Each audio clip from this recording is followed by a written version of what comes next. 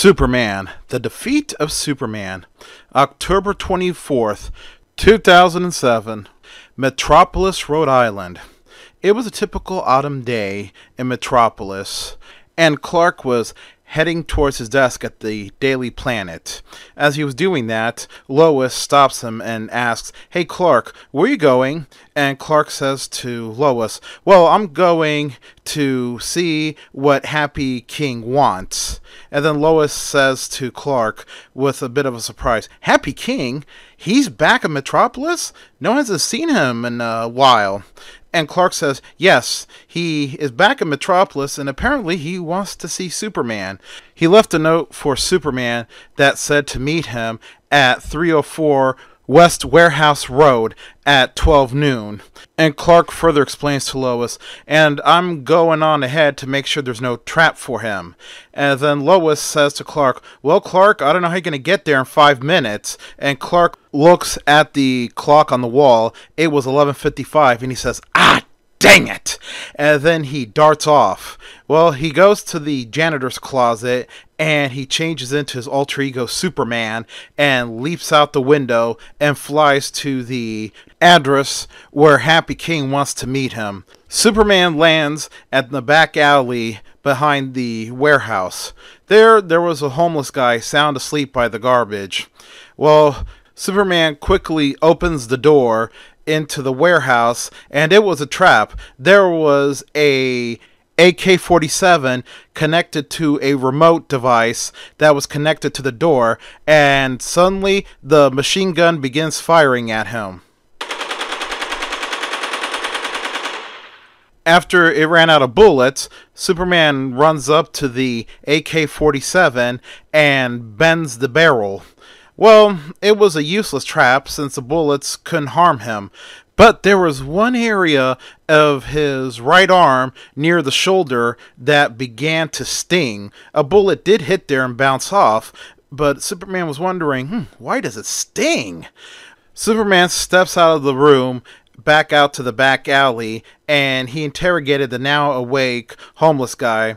Well, the homeless guy, who was a middle-aged white man, bald in his 50s, says to Superman, partially drunk, "Well, Superman, I guess I was passed out when they came and set up that trap. Honestly, Superman, I didn't see or hear anything." And then Superman says to the homeless guy, "It's okay." And Superman then flies off.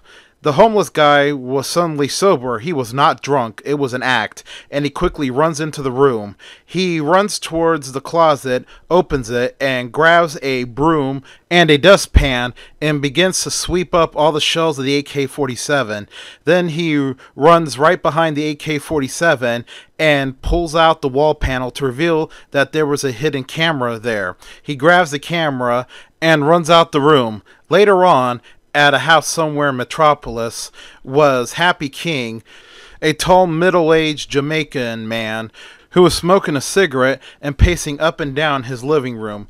Sitting behind him in the living room was a very slender elder white man who was bald on top and had white hair in the back. And that man asked Happy King, "Mr. King, why are you so nervous?" And then Happy King says to the man sitting in the chair, finally identifying him as Dr. Maldini, "Well, Dr. Maldini, it's like a game of checkers. I've made the first move, and I gotta see if it's the right first move."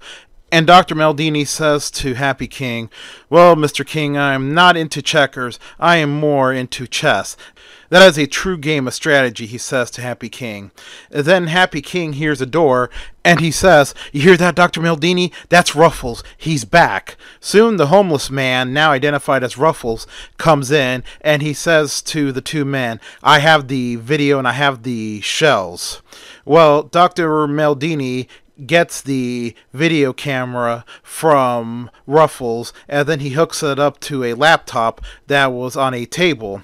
And then he activates the video player and fast forwards it to where Superman was rubbing his right arm, and he says to the two men, "Aha, bingo. See right there?" And then he tells Ruffles to put all the shells on the table. Ruffles does that, and Meldini sifts through them until he found one that had a small green stripe painted on it. And he says to the two men, "You see this? This was the bullet that was coated with a little bit of kryptonite powder." And then Meldini says to the two men, "Well, gentlemen, this was definitely kryptonite, but unfortunately that represented the last of the kryptonite from the meteor." And then Happy King says to Dr. Meldini, "Well, Dr. Meldini, I hope you're happy with your experiments, because we've used up what little kryptonite we had."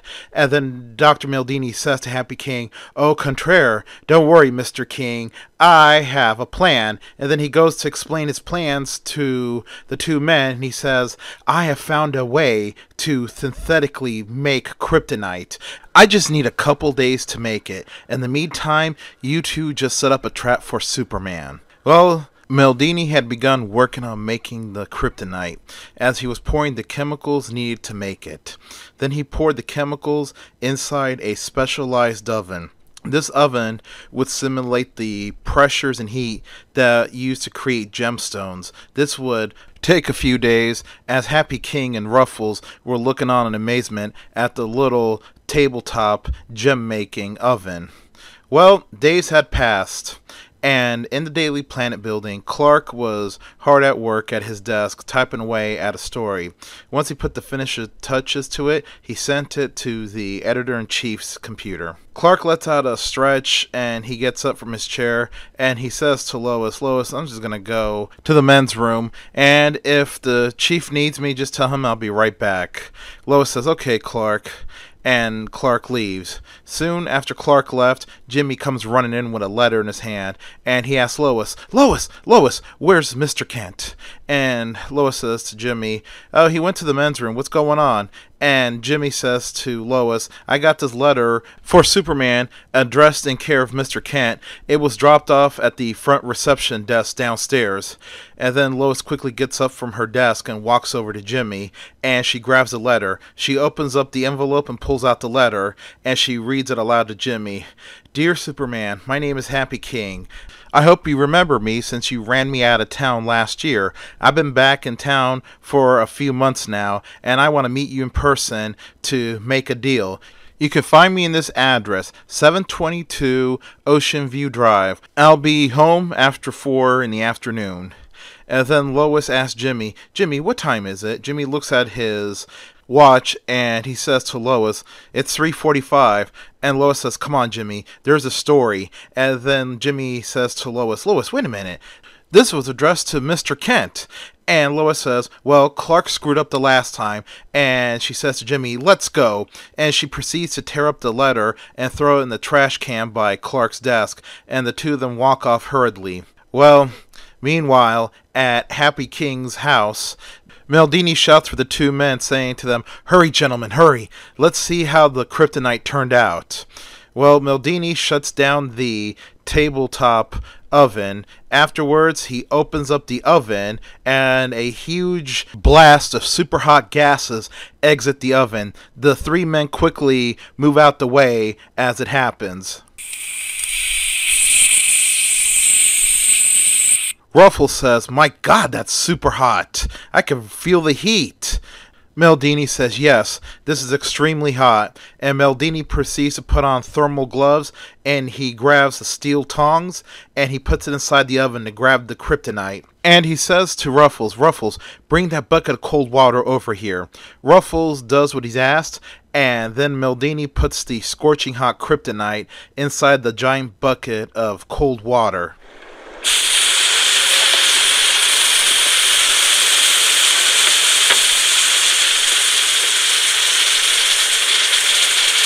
After it had cooled down, then Meldini uses the tongs to pull the kryptonite out of the bucket of water. He places the now cool kryptonite on the table, and he begins to chisel away the excess mineral layer.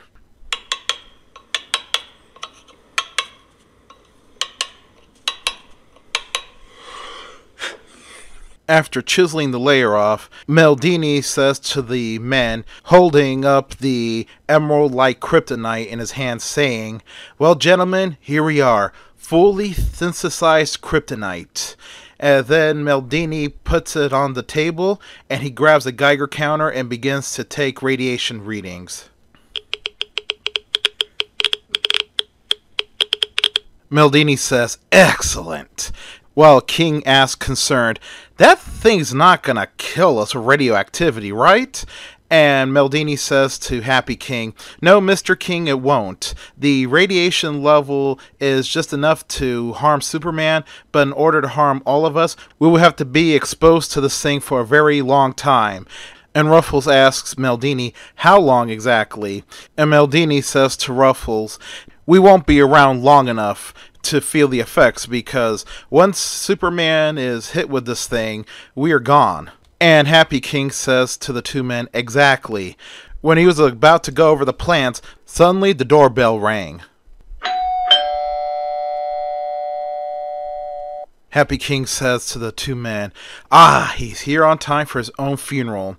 And Happy says to Meldini, "Meldini, put that in that small lead box so he can't see it with his X-ray eyes." Then King walks over to the front door, and he says aloud, "Okay, Superman, you can come in now." Soon the door opens up, but it was not Superman, it was Lois Lane and Jimmy Olsen. As soon as Lois enters the room, she introduces herself. "Hi, Mr. King. I am Lois Lane with the Daily Planet, and this is my partner and photographer, Jimmy Olsen. And since you've been back in town for a little while, I wonder if you would allow for a straight interview, since no one's ever has gotten an interview with you before, Mr. King." And Happy King says to Lois, "Well, Miss Lane, I'll be more than happy to give you an interview when I see you in town, but right now I must ask you to leave because I'm expecting somebody." Jimmy, looking around the room, seeing Ruffles and Meldini, says to Lois, "You know what, Lois? I think it's a good idea. Let's go." He grabs Lois's right arm and tries to pull her along as he was exiting the room. Suddenly, Ruffles runs towards him and stops him, and he says to Happy King, "Hey, boss, this lady is Lois Lane. She's practically Superman's girlfriend." And Happy King says, "Really?" And he quickly pulls out a gun and points it at Lois. And he says to Lois, "Well, hold it right there. You're not going anywhere, Miss Lane." And then he says to the man, "When I get done with Superman, he's going to be nobody's boyfriend." And then Meldini, letting out a smile in the back, says to Happy King, "Well, jump and double jump. You play a strange game of checkers, Mr. King." Meanwhile, it was a late afternoon at the Daily Planet office, and Clark was just coming back in from doing some errands for Mr. White.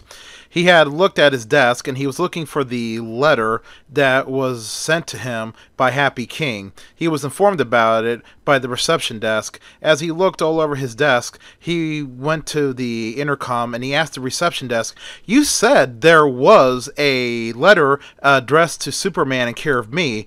And the lady at the reception desk answers, "Yes, Mr. Kent, I had given it to Jimmy Olsen to bring to you." Clark thanked the woman at the reception desk, and then he walks over to Jimmy's desk and began to search Jimmy's desk for that letter. And then another reporter comes back into the newsroom, and he says to Clark, "Oh, hey, Clark. How's it going?" And Clark says, "It's going fine, Phil. I'm just looking for a letter that came for me." And then Phil says to Clark, "Oh, I wonder if that's the letter that Lois was reading with Jimmy." And then Clark's like, "What?" And then Phil says, "Yeah, Clark, Jimmy comes with a letter and puts it on your desk, and Lois gets up, asks Jimmy, she opens the letter, they read it, and then she tears it, throws it in the garbage, and her and Jimmy walk off." And Clark says, "Oh, okay." And then he asks Phil, "Okay, Phil, what time was that?" And Phil's like, "If I remember correctly, it was close to 4 o'clock in the afternoon." And then Clark thanks Phil, and Clark walks back over to his desk and looks through the trash can that was next to his desk. He found the pieces of the letter, and Clark puts the pieces of the letter on his desk and began to piece it back together. Once he pieces it together, he could see it was a letter from Happy King, and it had the address. Clark then gets up from his desk and he walks over to Phil's desk and he asks Phil, "Hey Phil, have you seen Lois and Jimmy get back since they read the letter?" And Phil says, "No, I haven't seen him since then." And then Clark theorized that they probably were in trouble. And then Clark thanks Phil and he walks off hurriedly. Well, Clark was going to go to the janitor's closet to change, but unfortunately, the janitor's closet was full with the janitors that were restocking their carts. Clark needed to find another place to change into his alter ego Superman. So he decided to go up to the roof, and he soon reached the roof. The sun was setting, and there was a strong wind blowing up there.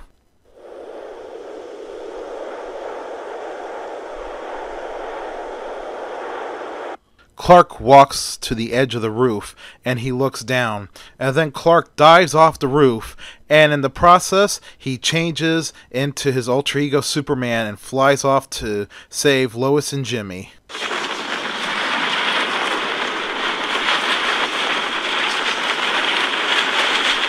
Soon, Superman arrives at Happy King's coastal house, and he kicks down the front door, and he says to Happy King, "All right, Mr. King, I'm here. Where are Lois and Jimmy?" And Happy King was like, "Well, I don't know, Superman." And Superman quickly used his X-ray vision to scan the house. He saw that Lois and Jimmy were trapped in a basement, and he says to Happy King, "Oh, so you locked those two up in a basement, I see."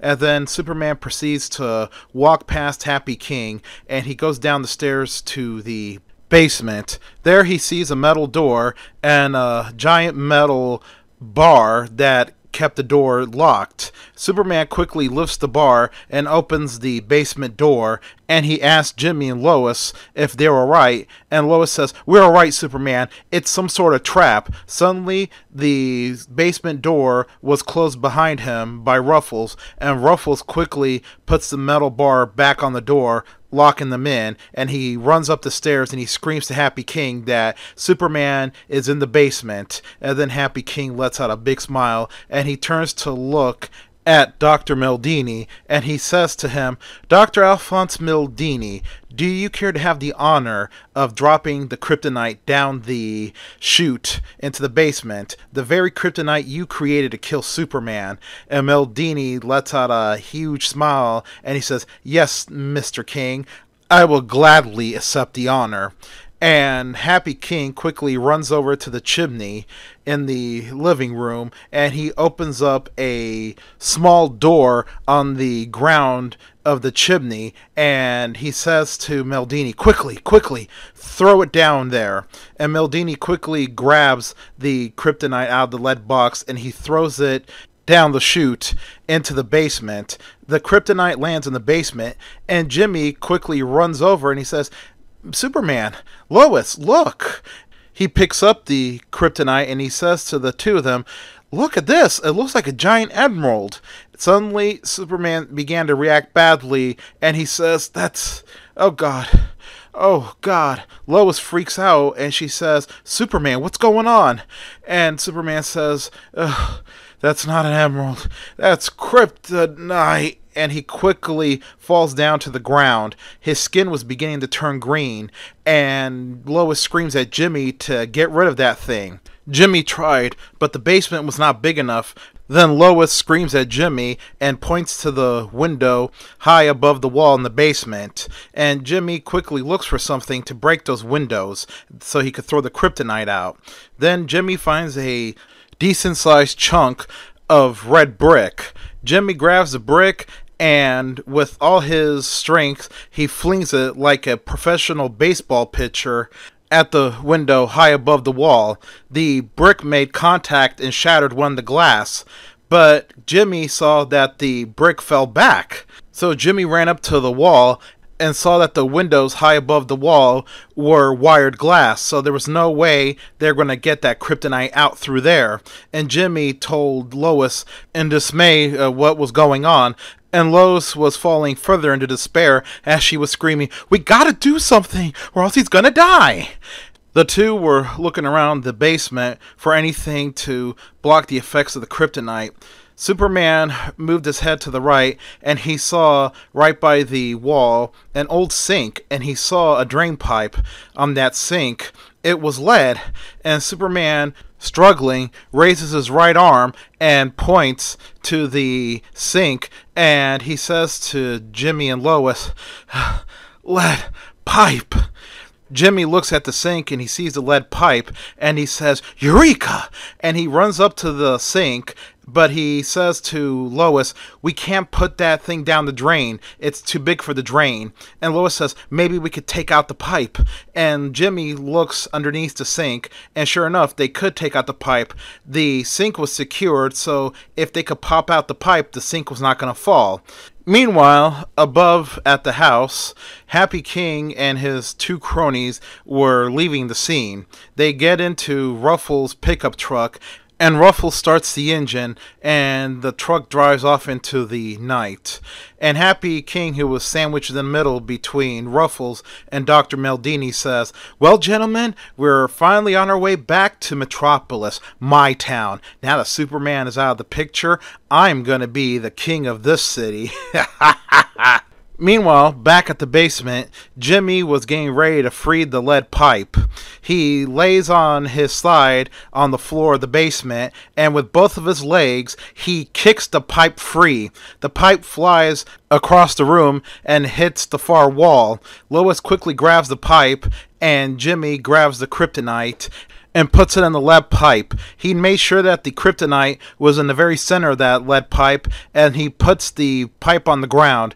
And with his foot, he presses down on one side, crushing the lead pipe in one end, and Lois does the same thing on the other end, sealing the kryptonite in the lead pipe. And then they see that Superman's skin began to turn back to its normal color, and he starts getting his strength back, and he slowly gets up from the ground, and he says to Lois and Jimmy, "Thank you. Give me a minute to regain my strength." Then Superman begins to slowly walk over to where the pipe with the kryptonite was, and then he picks up the pipe, and then he begins to roll the ends that Lois and Jimmy pushed down so the kryptonite wouldn't fall out. Once the kryptonite was fully secured, Clark gives the lead pipe to Jimmy, and he says to Jimmy, "Hold this." And then Superman began to take a deep breath.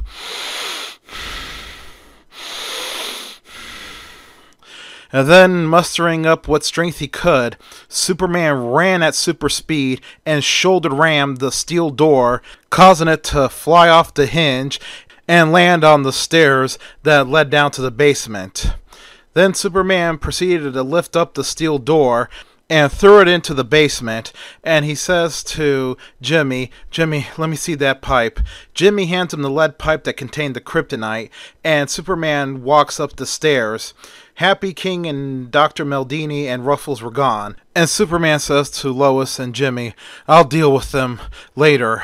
And then Superman walks out to the outside of the house, and mustering all that he could, he flung that metal pipe with his super strength far into the air.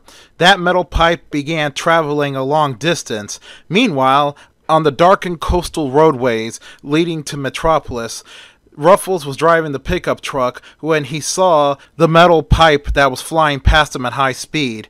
It was a full moon that night, and the light of the full moon glimmered off the lead pipe, and Ruffles says, looking at the pipe and not looking ahead at the road, "Hey, boss, look! What is that? It's something, some sort of object, and it's flying past us at high speed." And Happy King says angrily to Ruffles, "You idiot, pay attention to the road!" And sure enough, the truck began to veer off the dangerous coastal road, and it fell off a tall bridge and into the waters below.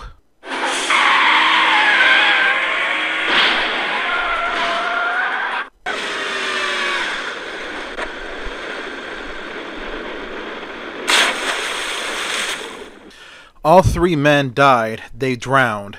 And the next day, the newspapers were alight of the death of Happy King and the others. And in the Daily Planet newsroom, Lois and Jimmy were explaining to Clark what went on, with Jimmy saying, yeah, and after Superman threw that kryptonite far away, then he went back into the house and destroyed the machine to make the kryptonite, and he destroyed all of Dr. Meldini's notes on how to make synthetic kryptonite. And Clark says to Jimmy, well, that's good.